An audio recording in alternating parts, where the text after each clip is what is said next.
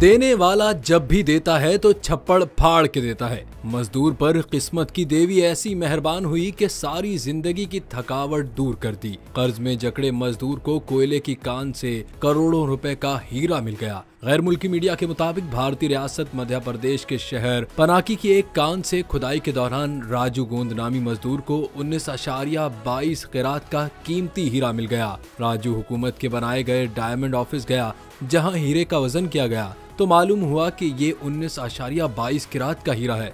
हीरा नीलामी में $95,000 यानी तकरीबन 2.5 करोड़ पाकिस्तानी रुपए से जायद रकम में फरोख्त किया जा सकता है। हुकूमत की अगली नीलामी में इस कीमती हीरे को फरोख्त किया जाएगा और टैक्स काट कर बाकी रकम खुशकिस्मत राजू को दे दी जाएगी।